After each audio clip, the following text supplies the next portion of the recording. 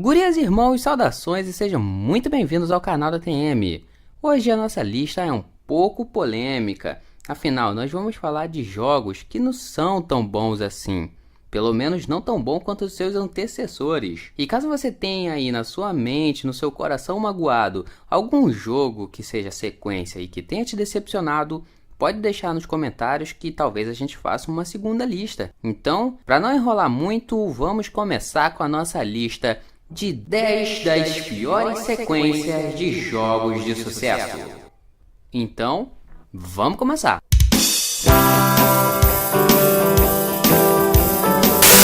Para começar a nossa lista, já botando o pé na porta, eu vou começar com God of War Ascension. Tem muita gente que vai discordar de mim porque gostou desse jogo, e eu não posso dizer o contrário, o jogo é bom, eu também gostei muito. Mas se vocês levarem em consideração que ele é uma sequência não direta nem cronológica de God of War 3, esse jogo é muito inferior. Ele tem bug que os jogos anteriores não tiveram. Ele tem inimigos que não fazem parte da mitologia grega. Sem contar que até as armas são diferentes e não foram tão agradáveis assim. E o Kratos não tá tão sanguinário como ele estava no 3, movido pelo ódio e pela vingança dele. Então, por mais que seja um jogo ótimo, God of War Ascension não é tão bom quanto seu antecessor, God of War 3, que tá na lista de um dos melhores exclusivos da Sony. Como eu já falei, filmes baseados em jogos tendem a ser horríveis, e jogos baseados em filmes também não escapam disso. Eu tô até para fazer uma lista sobre isso também, e se você quiser já pode até deixar sua sugestão aí. Porém, Amazing Spider-Man foi o primeiro jogo do Homem-Aranha que foi realmente dedicado para ser feito na plataforma PlayStation 3 e Xbox 360. Que seria a nova geração naquela época. O filme não me agradou, confesso. Eu prefiro do Tobey Maguire. Os jogos de Homem-Aranha tendem a ser muito divertidos. E o Amazing Spider-Man 1, por trazer uma jogabilidade diferente, com novos gráficos, foi muito atrativo a muitas pessoas. E quando lançou o segundo, ele veio com muita diferença. Parece até que os gráficos também deram uma decaída. Se você comparar um jogo de PlayStation 2 com esse jogo de PlayStation 3, você não vai sentir quase nada de diferença. Os NPCs são todos robóticos, a movimentação dos inimigos não são fluidas, as missões do jogo são muito repetitivas, parece que a mesma gangue rouba o mesmo carro da mesma mulher toda vez, e a mesma bomba é plantada no topo de prédios toda vez, e as mesmas pessoas se metem nos mesmos incêndios em prédios diferentes toda vez. Chega a ser uma coisa enjoativa, mas confesso que entrar em stealth naqueles laboratórios subterrâneos e ainda sair de lá com uma nova fantasia pro Homem-Aranha era muito maneiro. Porém, em comparação ao primeiro jogo da série, não é bom nem um pouco. Todo mundo que jogou Far Cry 1 se apaixonou pelaquele tipo de jogo. Além de você ter liberdade na jogabilidade, ter um mundo aberto paradisíaco em uma ilha com vegetação ampla, com água, com cachoeiras, com bichos, a sensação de você estar incluído naquele ambiente era ótima.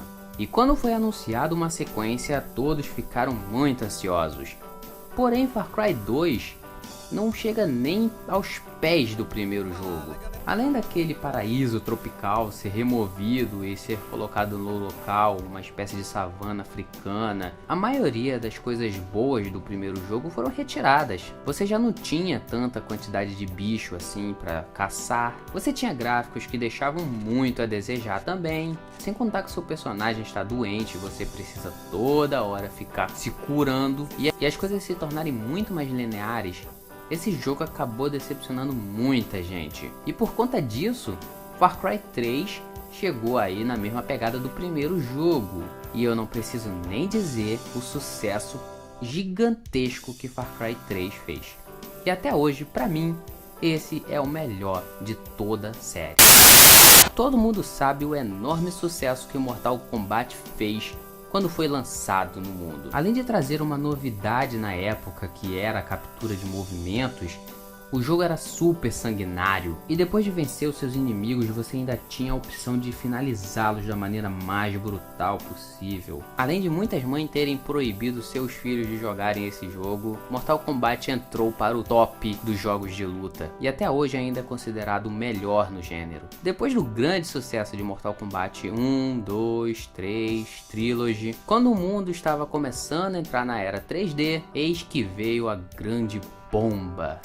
O Mortal Kombat 4, o primeiro jogo oficialmente em 3D da série Mortal Kombat, quando acabou a captura de movimentos. Além dos gráficos serem horríveis, o sangue parecer suco de laranja, a movimentação dos personagens era robótica, toda travada, não convencia que você estava matando alguém ou lutando. Parecia só dois bonecos de espuma se batendo. Os personagens novos que entraram não tinham carisma nenhum.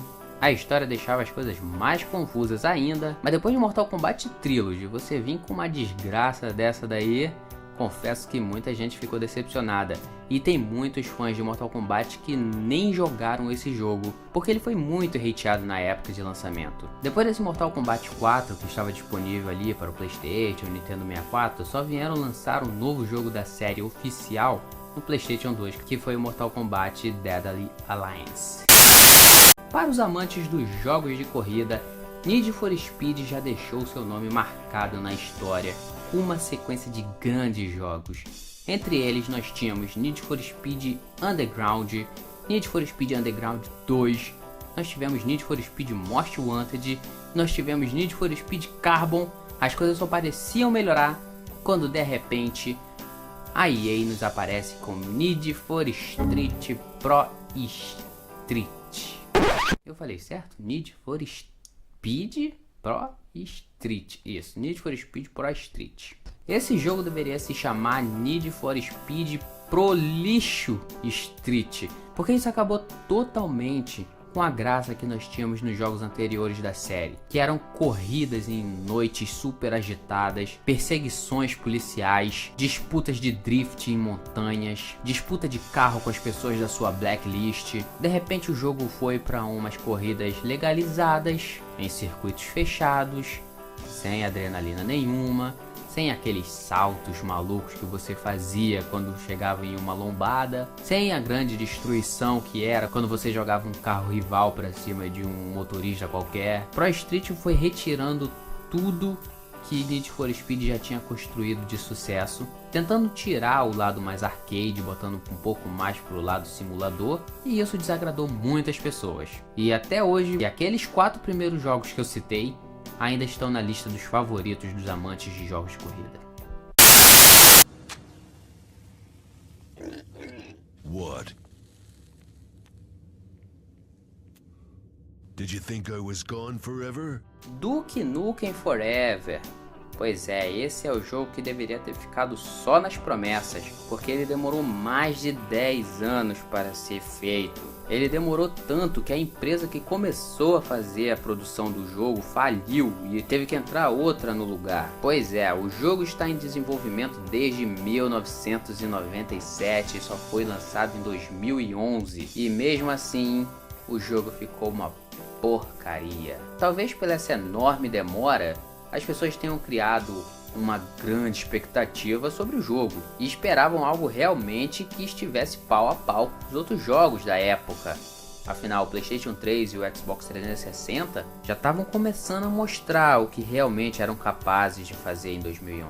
E o jogo, ele é simplesmente fora de época. O jogo é divertido, você pode interagir com muitas coisas, o Duke está sendo fiel, porém, ele é muito fraco se você for comparar a época com o jogo. Diferente dos outros jogos que acompanhavam a época em qual eram lançadas, e os consoles. Se o Duke Nukem Forever tivesse sido lançado ali por meados de 2000, 2001, 2002, ali pro pessoal do PlayStation 2, pro GameCube, com certeza esse jogo estaria muito mais encaixado do que na geração PS3 e Xbox 360, porque sinceramente, para quem já tinha sentido o gostinho dos novos Call of Duty e Battlefield, Duke Nukem Forever com certeza ficaria de lado.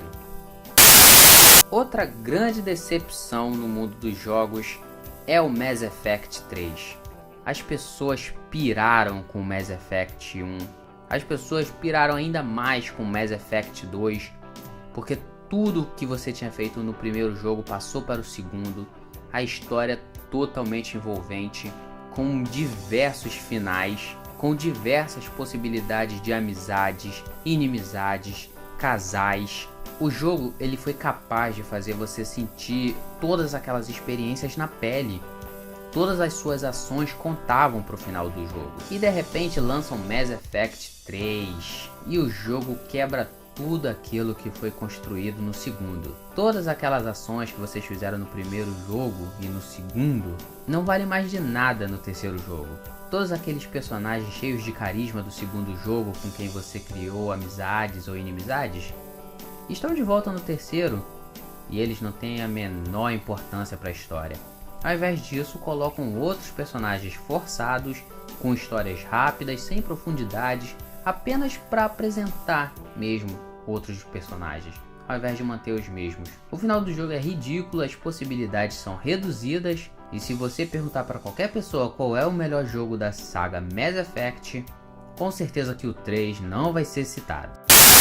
Muita gente já jogou Bomberman. Algumas pessoas jogaram na época do Super Nintendo, algumas pessoas jogaram pelo PC, muitas pessoas já jogaram ele porque tem ele em várias plataformas. Porém, com a chegada do PlayStation 2 e aquela revolução nos gráficos 3D, precisavam fazer alguma coisa com o mascotezinho da Hudson. E por causa disso, colocaram Bomberman, que é esse bichinho fofo para ficar desse jeito. Uma espécie de armadura Hulkbuster, só que pior. Quando você vê robôs assim, você imagina eles se degladiando, tacando porrada, dando tiro laser um no outro. E não jogando bombinhas em paredes para tentar encurralar o inimigo. Pois é, esse é Bomberman Act Zero, um dos piores jogos já lançados para plataformas 3D, que acabou totalmente com a essência do Bomberman, que era aquele bichinho fofo, animado, que dava prazer de jogar com os amigos. E de repente você tem essa tristeza aí que você não sabe nem aonde enfiar a cara. Com certeza uma das piores tentativas de reviver o Bomberman, que eu acho que deveria ter um reboot. Pena que a Hudson faliu e o Bomberman tá perdido no mundo.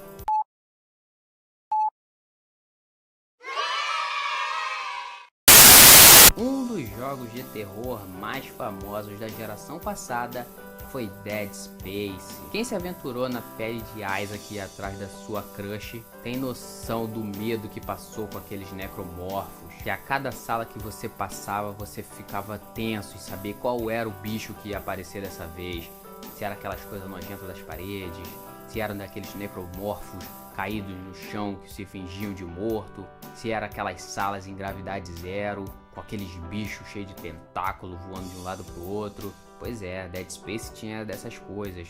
Depois do primeiro jogo, a sua sequência Dead Space 2 agradou também muitas pessoas. Colocou um pouco mais de ação na série, porém não fugiu tanto do clímax de terror.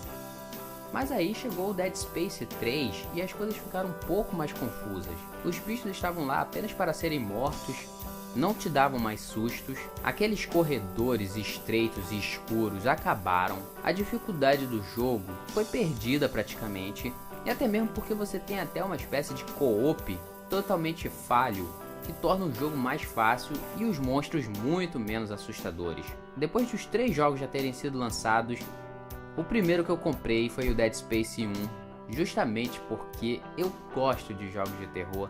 Eu tenho certeza que o primeiro Dead Space ainda é o melhor dos 3 jogos quando se trata de survival horror.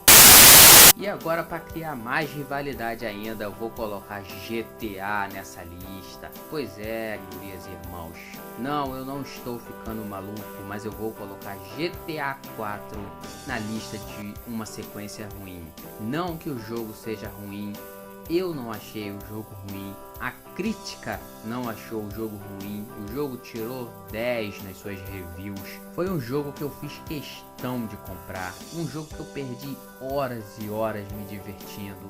Adorava empurrar as pessoas na linha do metrô. Eu me diverti muito com GTA 4, tenho certeza que muita gente se divertiu no GTA 4. Porém, vamos falar de carinho. O GTA San Andreas, que foi o antecessor, ele dava uma espécie de liberdade ao jogador que era fora do comum. O mapa era enorme, a diferença de cenários era incrível. Você podia pegar aviões, você tinha jatos, vários tipos de helicópteros, vários tipos de carro, chegava a dar uma pilotada ali no trem, pegava jetpack. A liberdade que aquele jogo te dava era incrível. Emagrecia, engordava, botava cabelo grandão, botava barba, tirava, deixava bigode, deixava o cabelo raspado. Muita gente considera ele o melhor. Esse jogo vendia igual água na época do PlayStation 2. Toda casa que tinha um PlayStation 2 praticamente tinha que ter um GTA San Andreas, mesmo que fosse piratão. Porém, quando foi lançado o GTA 4, ele tentou abordar um lado mais sério, alguma coisa mais realista, e isso acabou fazendo com que muitas pessoas se decepcionassem um pouco com o jogo. O Niko não tinha grandes alterações no seu visual. O máximo ali algumas roupas que você poderia colocar nele, mas ele continuava com o mesmo cabelo, aquela mesma barba ali mal feita, com o mesmo peso, não tinha habilidades quando nadava muito, quando corria muito. A cidade do GTA 4 ela é fria, porque se trata de Liberty City, que é baseado em Nova York. Ou seja, é uma cidade que você não vê praia, você não vê vegetações, você não vê áreas pouco exploradas, como era no GTA San Andreas, que enchia de mistério. O mapa é menor que o GTA San Andreas, você não tem liberdade de pegar avião, só helicóptero, você não tem a liberdade de pegar um jato, jetpack. Nada disso. O jogo ele é muito mais sério e realista do que o San Andreas. E por esse motivo a Rockstar foi esperta e trouxe no GTA V tudo aquilo que fez falta no GTA 4, que as pessoas gostavam no GTA San Andreas.